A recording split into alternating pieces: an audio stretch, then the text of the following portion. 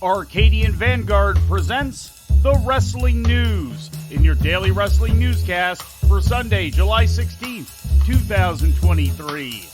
Good morning, I'm Mike Sempervive. We begin today with last night's AEW Collision broadcast live on TBS from the Scotiabank Saddledome in Calgary, Alberta, Canada.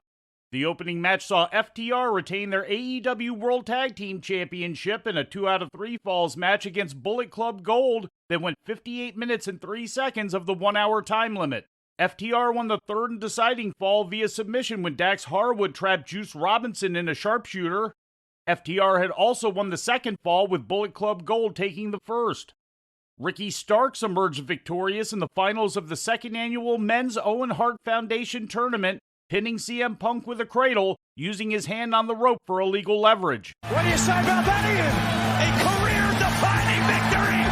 Left the streamers! Fill the Saddledome! Well, you saw it as well as I did. Clear as day on the camera. Ricky Starks grabbed the middle rope to get the advantage. In my book, that shows gumption. Ricky Starks able to find, by any means necessary, a way to win the Owen Hart Foundation Men's Tournament Final. The tournament trophy was presented by Jushin Thunder Liger. The loss marked the first for Punk in 11 months. Earlier on the show, Willow Nightingale beat Ruby Soho to win the finals of the second annual Women's Owen Hart Foundation Tournament.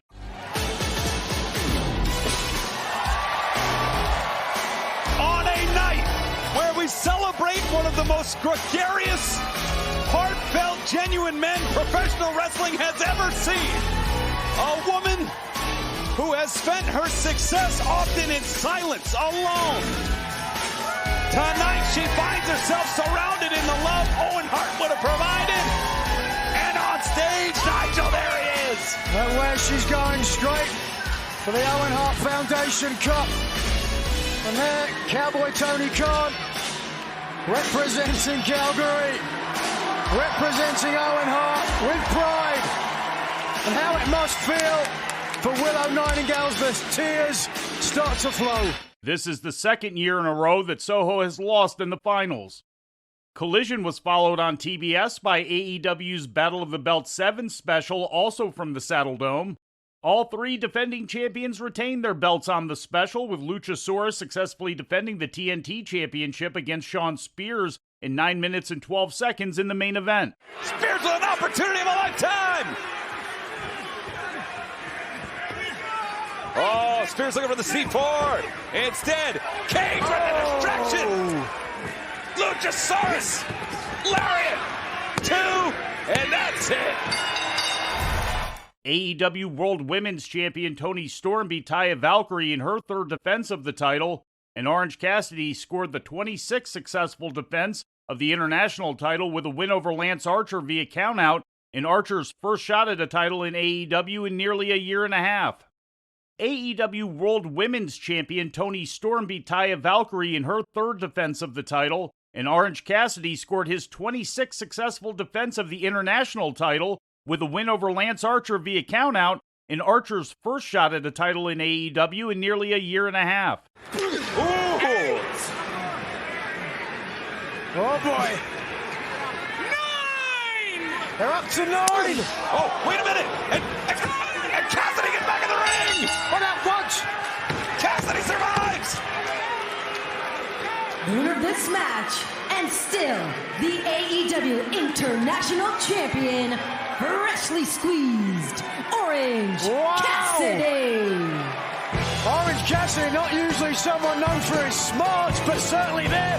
He heard the officials count, get up to 9. He quickly sent Archer to the outside, jumped in to beat the count, and as a result, has retained the AEW International title. Also on the show, Dr. Martha Hart officially presented the men's and women's Owen Hart Foundation Tournament trophies to their respective winners, Ricky Starks and Willow Nightingale. Now with a look at the second leg of AAA's TripleMania, here's the Wrestling News' Lou Kipilman. Lucha Libre AAA presented TripleMania Tijuana last night on pay-per-view, live from Estadio Chevron in Tijuana, Mexico, the year's second installment of the 31st annual edition of TripleMania.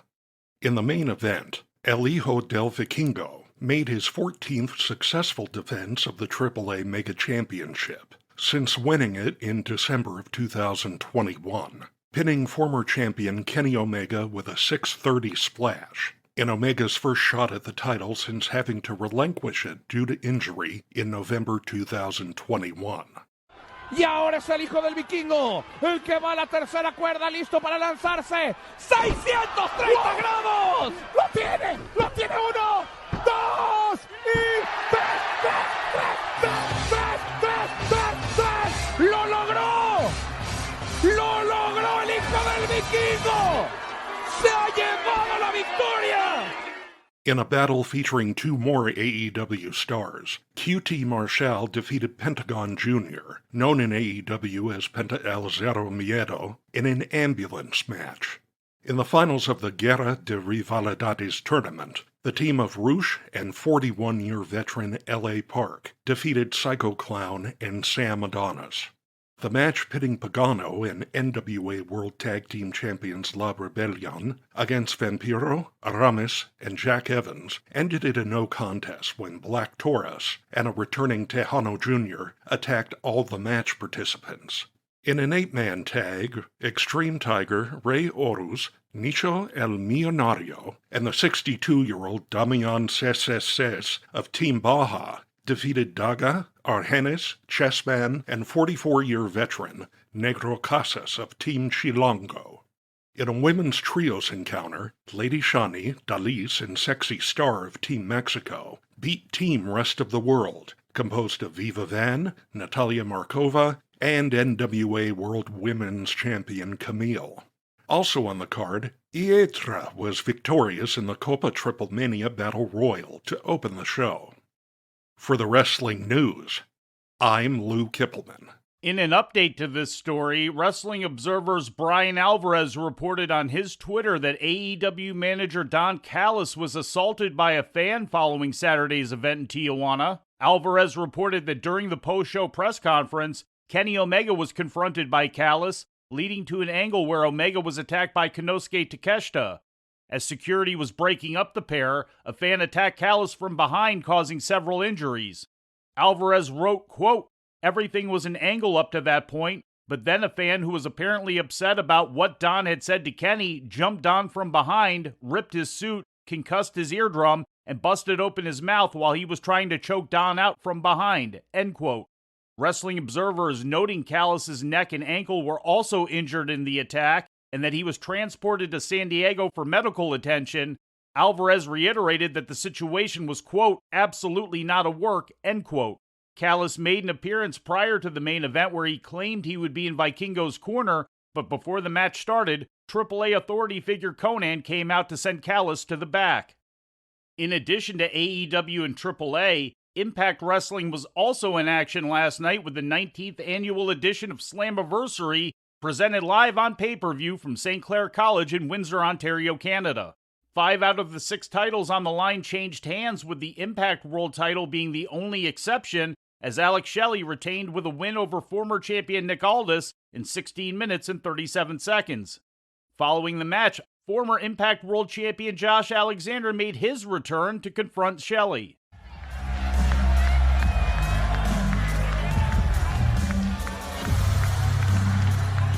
Josh Alexander has returned! The two-time Impact World Champion! And goes right eye to eye with the current champion. Trinity defeated Deonna Purrazzo in 14 minutes and 24 seconds to win the Impact Knockouts World Championship, becoming the first person to win both the WWE SmackDown Women's title and the Impact Knockouts title. The defeat ended Purrazzo's reign 1 day short of 3 months. In a social media exclusive, Trinity spoke backstage following the win. Living our dream right now. I pictured myself being the Knockouts champ, and here I am. It's such a surreal feeling, and gosh, I'm still trying to process it all right now. Deonna is definitely the toughest opponent I have ever faced, and to be able to go the distance with her and beat her is a huge accomplishment for me. And now the real work begins, because it's going to be even harder to hold on to this. Subculture won the Impact World Tag Team Championship, winning a 4-way match against previous champs Ace Austin and Chris Bay, as well as Moose and Brian Myers and Sami Callihan and Rich Swann. In the event's other title changes, Lio Rush captured the X Division Championship in his third match in the company, beating Chris Sabin in under a minute and a half. Killer Kelly and Masha Slamovich took the Knockouts Tag Team title from Taylor Wilde and Kylin King, and Kenny King ended Joe Hendry's 9-month reign as digital media champion on the Slammiversary pre-show. Eric Young returned to Impact Wrestling as the surprise partner of Impact president Scott D'Amore. Young and D'Amore teamed to defeat Bully Ray and Cody Deaner. In other results, Eddie Edwards beat Frankie Kazarian, and in an Ultimate X match, Kushida won out over Alan Angels, Jake Something, Jonathan Gresham, Mike Bailey, and Kevin Knight to become the #1 contender to the X Division title. In independent news, the 8th annual Scenic City Invitational Tournament wrapped up on Saturday at the TWE Arena in Red Bank, Tennessee, and streamed on IWTV. This year's tournament victor is the one called Manders, who survived a fatal 4-way to take home the prize. Manders becomes the 8th different winner of the tournament by surviving Adam Priest, Darian Bankston, and Landon Hale. Other notable results saw John Wayne Murdoch answer Shaza McKenzie's open challenge, defeating her. The Skulk, Adrian Atlantis, and Liam Gray won a 4-way tag match, and the team of Tank, Jaden Newman, and 73-year-old Alabama legend Mike Jackson defeated Aaron Wade, Noah Hossman, and Shug D. AAW presented Never Say Die 2023 on Saturday from the Berwyn Eagles Club in Berwyn, Illinois. In the main event, Davey Vega defeated Gnarls Garvin, Silas Mason, and Silas Young in a fatal 4-way to become the #1 contender to Jake Something's AAW heavyweight title.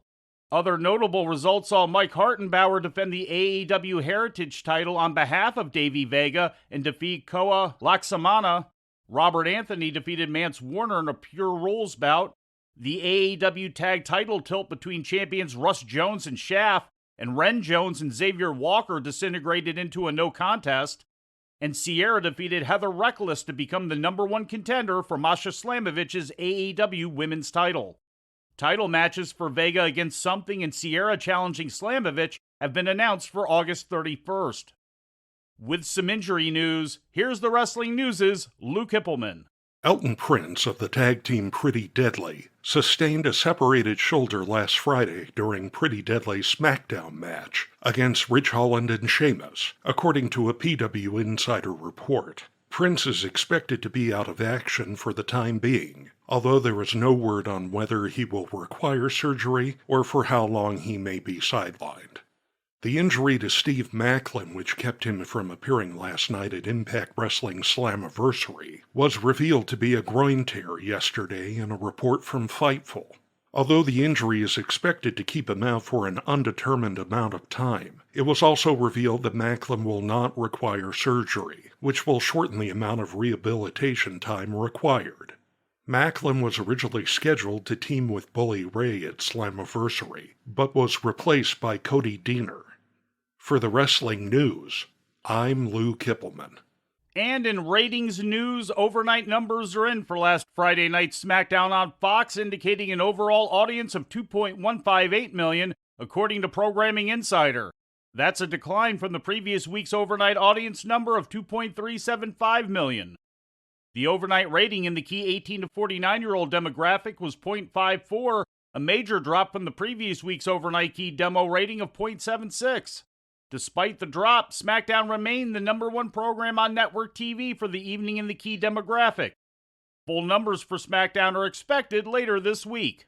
And before we leave you today, we'd like to remind you that however you consume your content, you can find the wrestling news 24 hours a day and 7 days a week across social media. On Twitter, follow us at Wrestling News AV. Our Facebook page is also Wrestling News AV. The Wrestling News can also be found on the Arcadian Vanguard YouTube page. And for those who utilize Amazon Echo devices, just tell Alexa to play the Wrestling News podcast. And remember to make sure you add podcast at the end. Once again, for daily updates, breaking news, and more, follow the wrestling news across social media. And that's the news for today. If anything happens, we will be here to tell you about it.